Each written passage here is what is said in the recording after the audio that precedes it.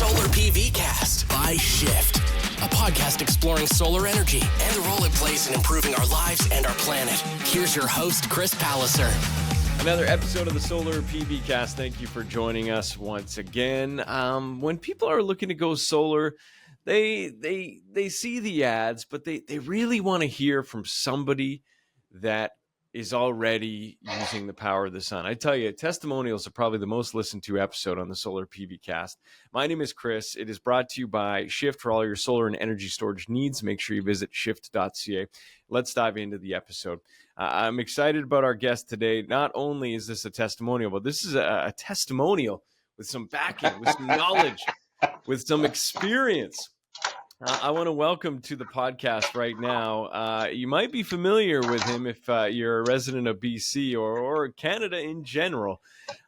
Former leader of the BC Green Party and now solar user, professor in the School of Earth and Ocean Sciences at the University of Victoria. An incredible background. Please welcome to the podcast, Dr. Andrew J. Weaver. A pleasure to be on. Thank you for having me. I'm quite excited about this, to talk about a passion of mine, that is solar. Yeah, I mean, obviously, you know, you are fully aware of the climate. You're an author as well. You've written a book about climate, and so I think it's wonderful that you've made the jump to solar. Was this your first jump to solar, I guess? Well, in a big way. Obviously, I've got little solar-powered this and that, but right. Nothing like having a rather large system on the roof of your home. So yeah, it is, and it's something I always wanted to do, and it was made possible by what I think is a really remarkable program, the federal government's Canada Greener Homes Loan Program, which allowed me to, it gave me a $40,000 interest-free loan. I have to pay it back at $300 a month over the next 10 years.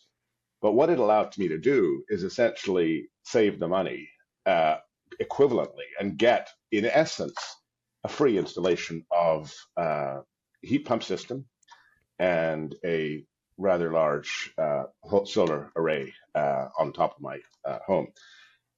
I did it because of my age profile. One of the things is that I'm 63. And when you're nearing retirement, you have to ask the question, what are my long-term operating costs going to be? And do I have access to capital now that I might be able to use to offset operating in the long run? And that's in essence what I did. Is I thought, okay, I can pay off this loan over the next number of years, and I can pay it off by the savings. The monthly savings I have on my hydro bill. And, I got my first one. You got to love getting a 1 month hydro bill for a 5-bedroom house for $39. There it is. There it is. There's the proof in the pudding. That is a fraction, like about a third of what I paid. And it's, what's the system size? 10 kilowatt? I think I put in a 12 or 10. 12. Okay. I think I put in a 12 kilowatt system. Okay. Yeah. I'm pretty sure. Amazing. Most people do 10. I'm pretty sure I did a 12 kilowatt system. Yeah. It's not off the top of my head right now, but good. 6 of one, half in the other. Once you got the system going in, if you can go 12, your roof allows it, do it, right? Because it's it's a couple of panels extra. Totally. But it's. And the new panels are actually very attractive. So I don't have one of those, generation 1 types, which are kind of silver, some people would say. The bluey glass. Yeah.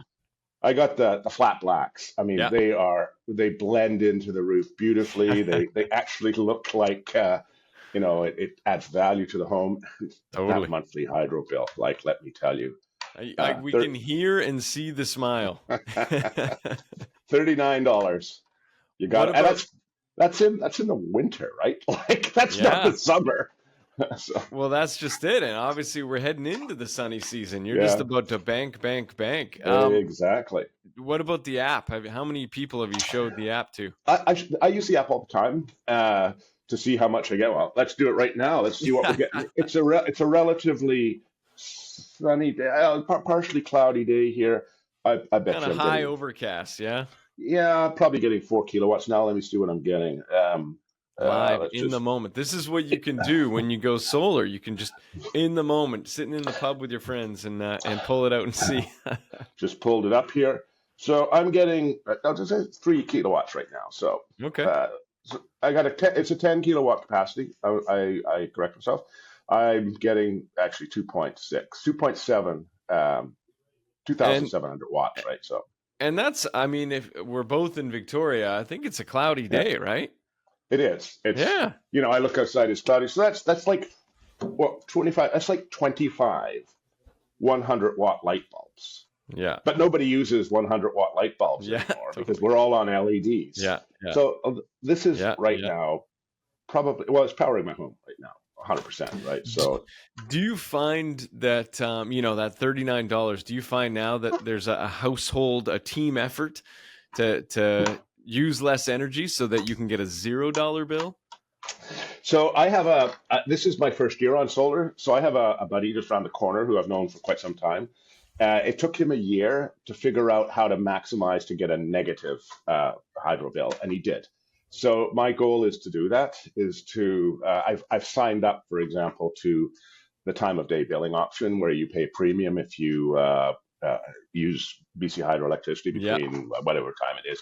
Mm-hmm. I have an EV. I can charge that at night when there's like, BC Hydro has excess supply, so that's really cheap. So I charge my EV at night when in the day my house is entirely powered. I don't have time of day appliances yet. That's the future, right? The dryer gets set to run at odd hours when the time of day pricing is set differently. Yeah. I would run the dryer in the middle of the day when peak sun is coming up, right? So because then I'm just covering it myself. But Yeah. Well, that's the next step. I have that conversation on here a lot, actually. It's kind of like when you go solar, it's actually a reminder to kind of live how we as humans used to live. You dry your clothes when the sun is up. Exactly. Which is what we all need to be reminded of. None of this like, I can do whatever I want at 2 a.m. Yes, you can, but you're going to pay for it unless you kind of live the way we once did. Exactly. So that's the plan, is to most of well, in fact, I put the dryer on before coming to work because here we are, and I can look outside. So, and the car is slightly different. The car. I mean, I plug that at night just because I don't want to run into the time of day surcharge billing, which is I pay a premium and I pay a reduction off the regular kilowatt hour tariff in off peak hours. Right. Yeah. What else? But it really is a good. I mean, it's a remarkable investment, and I don't think, like, I'm not a wealthy guy. I'm just some random guy who has a steady job. Really, the Canada Greener Homes load was what allowed me to do it, and I mean, it's to me, it's a no-brainer. It's literally a no-brainer because you do the sums on the heat pump and the solar system installed, and you're in essence paying off the loan, the $300 a month. Maybe a slight from the savings you get from the. It's my normal electricity bill would have been like $140, $150, and it was $39. Yeah. Just for the audience here, when Dr. Weaver here talks about numbers, this is coming from a guy that knows numbers. I was reading your many accolades, mathematics awards, this, that, and the other, education. So you love numbers, and these numbers make sense. Well, they do, because there's also, as we know that electricity is going up in price. Mm-hmm. Solar stays the same. It's free. Yeah. So we know, Site C is coming on board. The BC Hydro ratepayer is going to get gouged for that because it's going to cost 15 whatever cents a kilowatt hour to produce that out of Site C, and they're selling it to LNG Canada at less than 6 cents a kilowatt hour. You know who's paying for that? It's BC Hydro ratepayer. So we know hydro rates are going up fast. We have some of the cheapest rates in North America here, and you protect yourself from it too with solar system. Again, I did this because I'm going into retirement, and it's all about capital outlay to offset ongoing operating costs. And it's amazing you highlight that, because a lot of people say, well, I'm older. I'm not, I'm not in my money making years anymore. So why should I do this? But you're exactly right. It's about stability in an unstable time. Exactly. I have predictability I've essentially reduced my electricity costs to as close to zero as you can get. Averaged over the year, it's going to be Mm-hmm. pretty close to zero. Mm-hmm. Obviously, in the winter I'll be buying BC Hydro power, but it protects me from future rate increases, and I combine that with the heat pump system, so I'm more efficient in terms of energy use as well.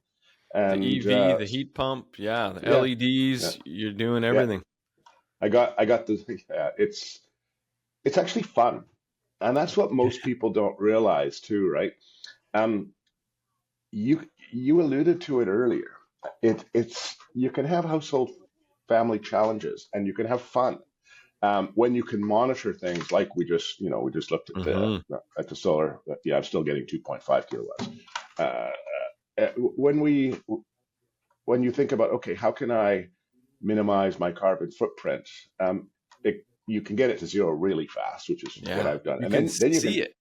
yeah, and then you can start saving money, and then it's like, wow, this is actually fun, profitable, and it's Kind of addicting. yeah, a little bit, yeah, a little bit, Yeah, yeah, for sure. I mean, it's, growing up, it was close the door. We're trying to heat the neighborhood. yeah, Now exactly. there's even more motivation to close the door, right? Because Yeah, we're this is making it. my energy. Exactly. Yeah. Um, I'd love to hear your point of view, obviously through your political career with the BC Green Party. Even before that, working as a professor at the University of Victoria, climate has been top of mind. And how do you see solar playing a part in the fight against climate change? So, I mean, it is mind-boggling to me that in North America, solar uptake has been so slow. It's much more rapid in other parts of the world, but in North America, it's been slow. Solar energy, when you think about it, is free energy. It's literally fusion in the sun. We're spending a ton of money here on planet Earth trying to recreate the fusion process to gather energy from cold fusion or some other high temperature fusion. And we're beginning to get in that direction. But we got free fusion up there and pointing to the sun. And it's not going away anytime soon. It's going to be there 24/7. So it's like heat from the earth with geothermal heating from the earth are really stable, never-ending suppliers of energy. Now, there's a great misunderstanding out there about the intermittency of solar, and this is what also drives me a little bit crazy. So, as we know, it's sunny here, and halfway across the world it's dark. Uh, that means that there's intermittency in solar. But what you can do, there's ways of leveling the load. There are multiple ways. When you have many distributed sources of intermittent power, you actually, can optimize that to increase the actual component that is base supply. Number one. Number two is energy can be stored in myriad ways. That's where we're starting to see new innovation. It's in the energy storage sector, whether it be batteries, whether it be pumped hydro, whether it be pulling railway cars up hills and letting them come down. There are myriad ways of storing energy. And third thing is that we will start to see the introduction of more and more what are called high voltage DC point-to-point transmitters. So when you have integrated systems of point-to-point DC transmitters, you can get electricity in one direction, not the kind of wires we see which are multi-directional. You can send it in one direction, and you can start to have abilities to have sunny places, send it to windy places, send it to places with high tidal power. There's all sorts of ways. You can couple solar with tidal energy, right? You use the solar, the tides come in, you trap the water, the sun's out, don't use the tidal water, you let the water stay trapped there, use the sun's energy, sun goes out, you start to pull from tidal, right? There's so many ways. You could even pump water in off-tidal periods in tidal dams. Like, technology is not a barrier. Solar has got to be one of the central elements of any climate solution, and it should be. And people don't like it. The big, massive utilities don't like it because you don't need them. You're producing your own power. So I think it's fantastic. And we have smart grids here in BC, ready smart meters here in BC, and smart grids allowing two-way billing, time of day billing. It's the way of the future. I mean, I think you nailed it. And I love actually the way that you put that, where, yeah, everyone says, well, it's not reliable because the sun's down, but if you make it part of a diversified portfolio, then it is altogether it is. And it makes us realize that, again, it's working together. And I love what you just said too, about technology is not a barrier. Yeah. It's out there. It's out there. What do you think the block is? Because you're right. Like, anytime I talk to somebody about solar, immediately they're on the defense and they start telling you why it doesn't work. Kind of reminds me, it reminds me of my radio days. Sometimes I'd say, oh, I'm on the radio. Like, oh, I don't listen to the radio. Oh, okay. I don't know what you want me to do with that. It's kind of like solar. It's like, oh, I work in solar. Oh, solar doesn't work. Okay, we can have a conversation if you want, but why are people on the immediate defense for renewable energy? Because two things. People, I mean, I think some of it is psychological. People want to be perceived, and are generally good. They don't want to be perceived as doing something bad. And if, people virtue signal, which is, you must do this because it's right, people naturally get resistant. I actually fault many within the climate activist movement for turning people off climate solutions. I, in particular, will call out the Extinction Rebellion folk, who seem to think that by civil disobedience, you are bringing people with you on the journey to decarbonize energy systems. And in actual fact, what you're doing is you're making the issue seem like a radical far left eco-socialist issue that creates a barren wasteland around itself that no one wants to cross into. So part of the problem is the activist community who make climate policy seem somehow radical instead of mainstream, which is what it is in most parts of the world. And secondly, really there's resistance. When you bring in disruptive technologies, the established status quo is resistant to that for obvious reasons. The obvious reasons is, like, if we decarbonize our transportation sector as we are, well, there's oil in the ground that has to be dug up and then refined and then transported and then sold in a distribution station where you buy a bag of chips, a newspaper, and a coffee too. And then you have to go in and get your oil and filter every 6 months. And there's lots of moving parts that can break down, and your muffler and exhaust system are going to wear off, and yada, yada, yada. So there's an entrenched, a whole entrenched system and a supply chain to maintain the status quo. And when disruptive technologies challenge that, the natural thing, of course, is resistance to the change.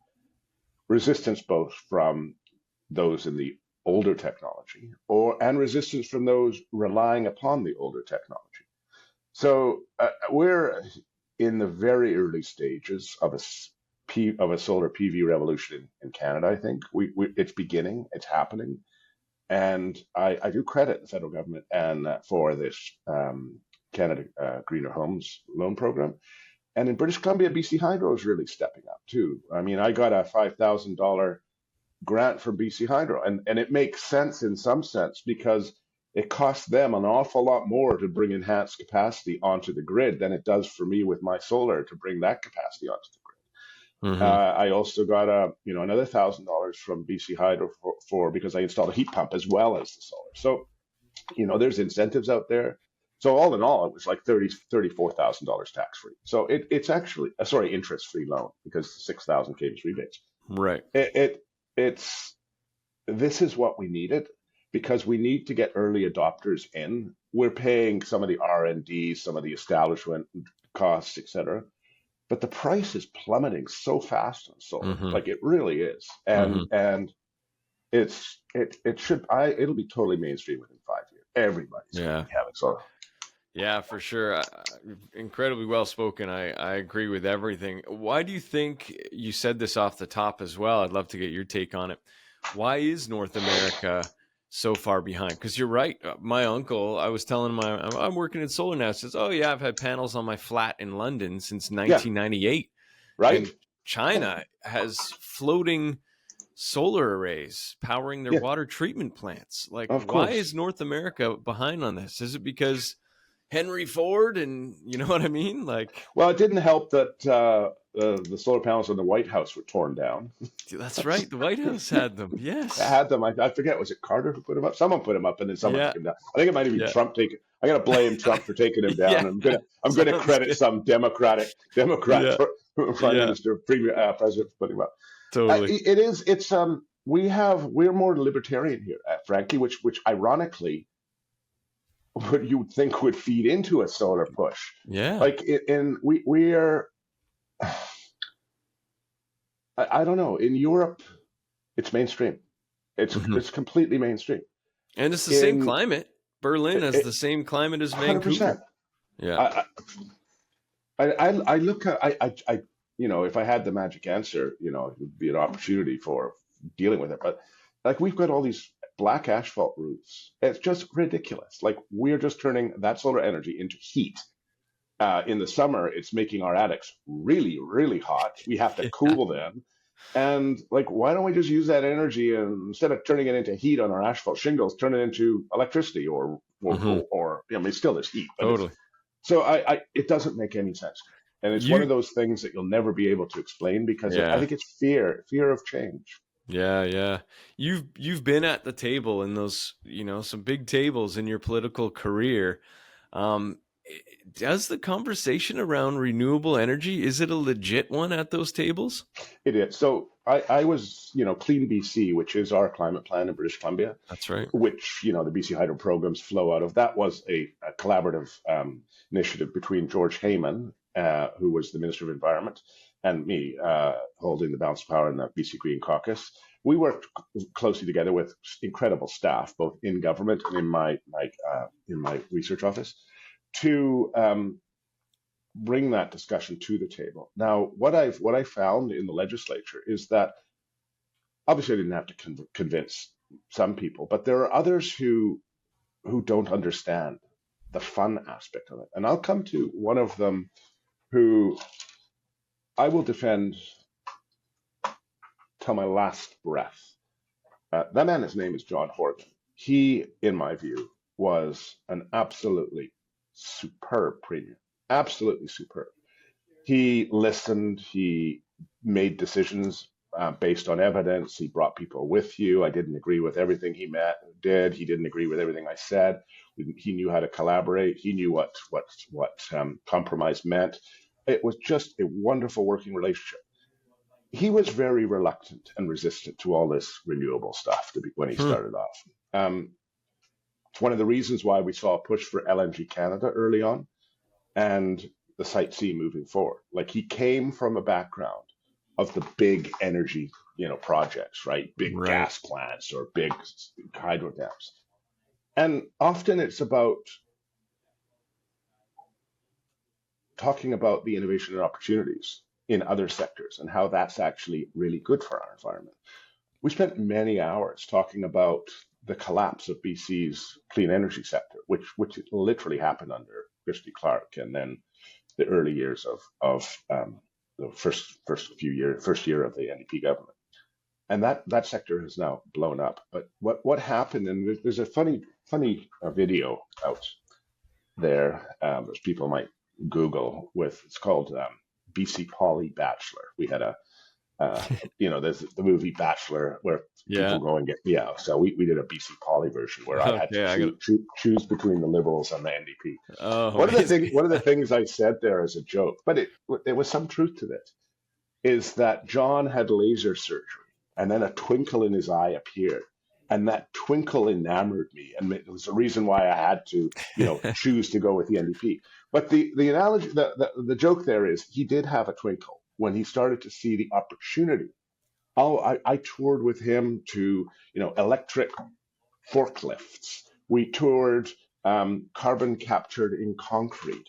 We did a lot of stuff like that together, and he just bought in because he saw that this is what prosperity, this is the essence of prosperity, is when you have all this innovation as catalysts for change. And all you can see the excitement, the people getting involved, the employers there, the stability of the jobs. He went all in. And so that is coming back to your question. I think it's really about education and getting people to realize that decarbonizing your energy systems is A, fun, B, clean, C, saves you money. What better reason there? D is empowering, and F, it's good for the environment. Like, we'll throw in 2 funds. We're gonna throw another F fun in there. Did I miss fun? No, you got it off the top. I'm bringing it back for 2. No, but I'll bring it back to the end. Of course, it is fun. Like, we're having fun now. Totally, it is fun. So, and you're really so is. right. You're so right. It's contagious as well, isn't it? It is, and I know. Well, even on my street, there's a contagion happening. We had initially there was 1 person who got solar, and then there's 2, and now there's 3, and everybody's going to be getting solar. So it's like we're going to be a little solar subdivision in Gordon Head pretty soon. I love it. And then all of a sudden, you maybe get some community energy storage in there. There we go. We have a community. We have about 45 homes in our little area. We have a community water retention pond. There you go. There's the storage. There it is. I'm just kidding. And you're still right. There's nobody I talk to on this podcast is not having fun, because it's also, and you can probably appreciate this with your mathematical mind. Every part of it is you're solving a problem. Like you said, the attic is super hot. Okay, guys, we got a whole bunch of heat sitting up in the attic. How can we use this? Yeah. Heat just goes from one form to another. Heat is wasted energy. We can turn that heat into electricity, fill your boots. That's because I'm paying for the electricity and I'm trying to get rid of that heat. Right. So that's one of the reasons why a heat pump is of course so useful too. Hey, I'm up to my kilowatt hours has gone up a little bit now. I'm over 3,000 kilowatts now. 3,000 watts. Yeah. 3 kilowatts per hour now. So, and that's it's a overcast day. It's kind of, the sun's a little more here and there. Do you go to bed at night and have one last look before you close your eyes? Because I would totally do that. Well, let me not. I must confess that it's fun, but that's not what I'm doing. Okay, that's good.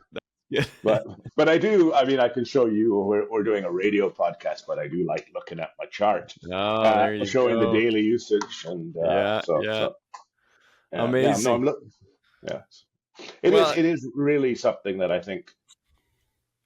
I mean, everyone has to do their own cost benefit analysis, but like for me, it was a no brainer with that Canada Greener Homes grant.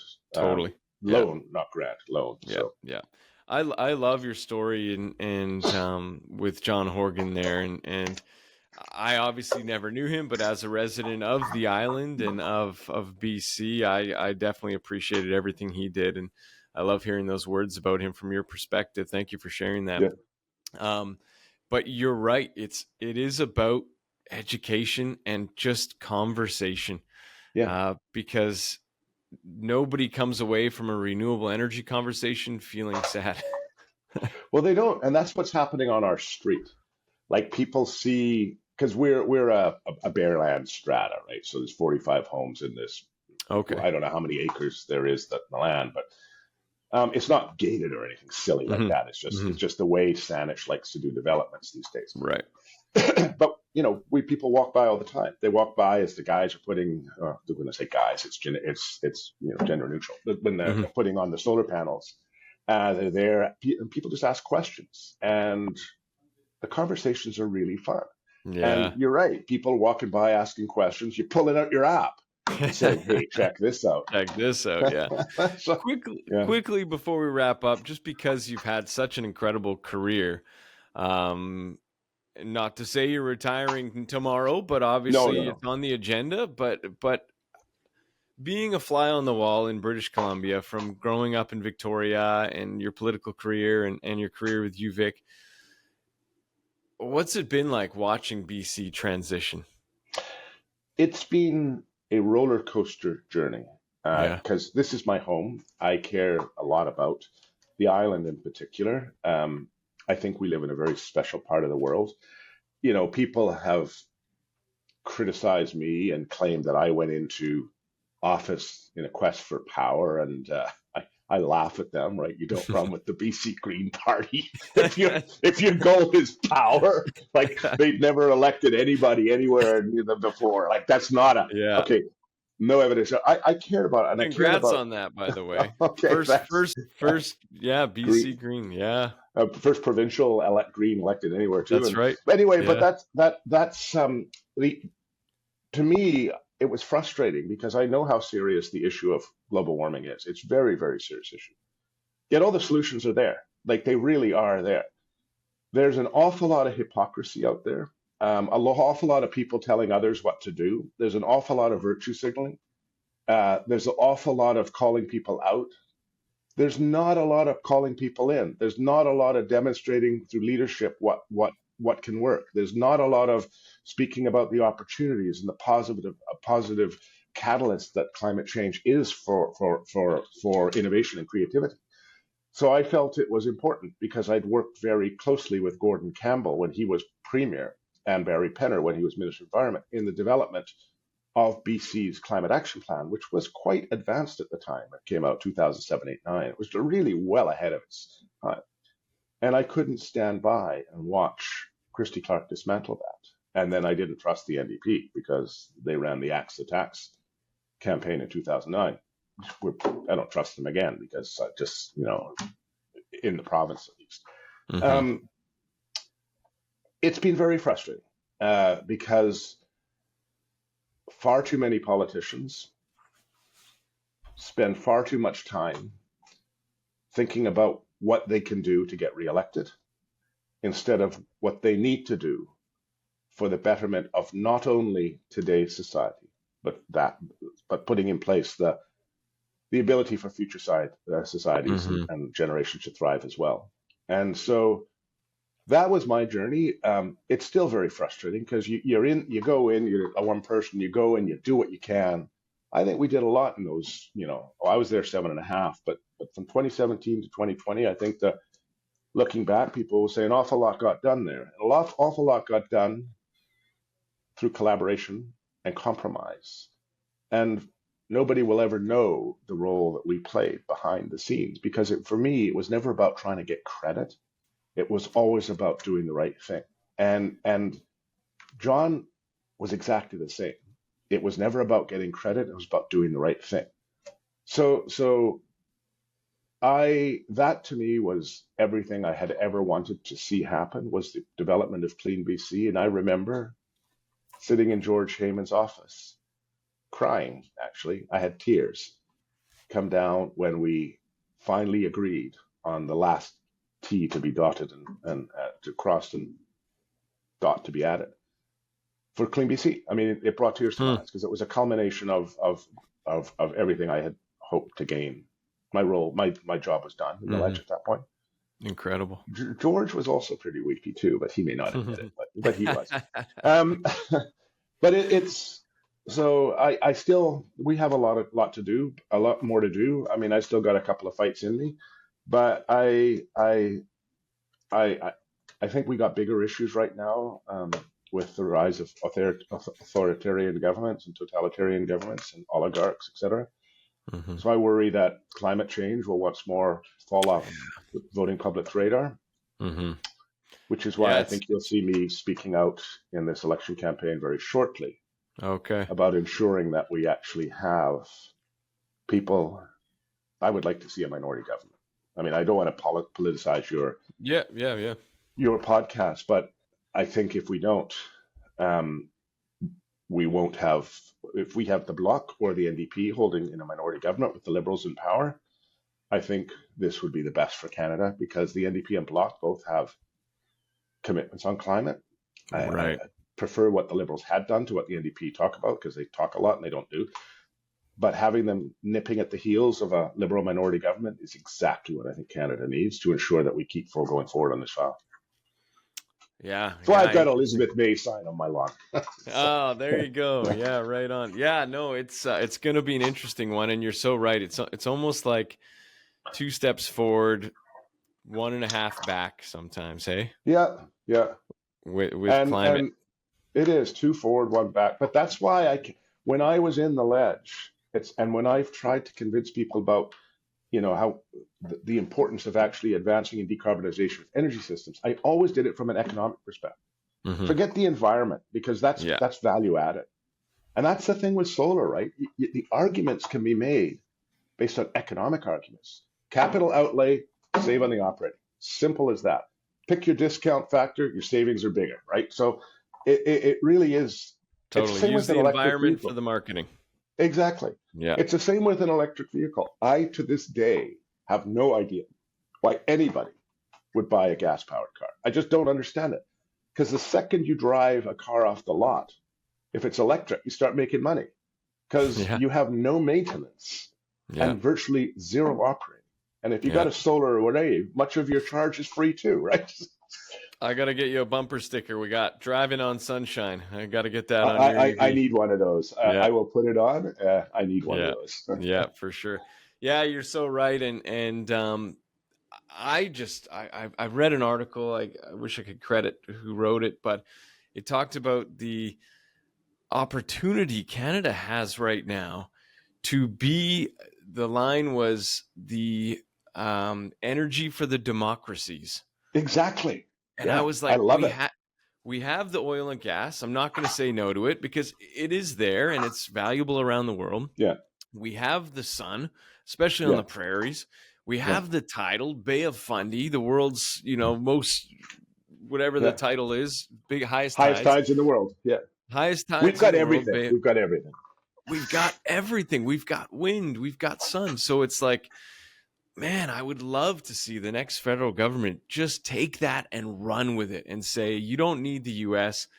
Just let Canada be the powerhouse of the democracies. Yeah, that's my thinking too. I love the way you framed that. And because that's what leaders do. Leaders don't follow losers. We know Trump is a loser. He's making America weak again. It's obvious to everybody. He's a narcissistic loser. Yeah. And why would we follow a loser down a rabbit hole of incompetence? No, what an opportunity for Canada to rise as the leader, right? So we're the adults in the room. Yeah, he's this honestly. petulant ADHD child who's, with apologies, untreated, undiagnosed ADHD. So who's running around misbehaving and is just crazy. Yeah. And I apologize for saying, because that's not fair to ADHD children, because it's I take that back. But you know what I'm trying to convey is that he's got something undiagnosed going on there. He's wreaking havoc on the world, and he's surrounding himself with sycophants, and everyone's afraid to say to the emperor, "Excuse me, sir, you have no clothes." But anyway. Yeah. That's another podcast episode for sure. Yeah, that's a good one. Long story short, it's been a great conversation, and you're on the solar bandwagon now, and you're loving every minute of it. Yeah, I might have to get another 2 kilowatts added to my 10 kilowatt system. Yeah, there you go. I love it. And there's we could keep going, because I was going to say I would love to get your take on development, building houses that are solar ready. That needs some work. It should be in the building code. If it's not, like all houses should be plumbing for all new builds should have potential for preheated hot water, and it should be south-facing roof, wide open. Don't put skylights there. Leave it open for plumbing stacks, just like it. Exactly. Politics, I guess it's hard to get things done, isn't it? But you did. You did in your career. You did, which says something. So someone else can pick up the baton and keep going from there. Yeah, for sure. Well, Dr. Andrew J. Weaver, former leader of the BC Green Party, still at the University of Victoria with Earth and Ocean Sciences, and solar user. Thank you so much for your time today, and maybe in the future I can get you on again. Pleasure. Thanks for having me on. The Solar PVcast by Shift with Chris Palliser. To begin your solar journey, visit shift.ca.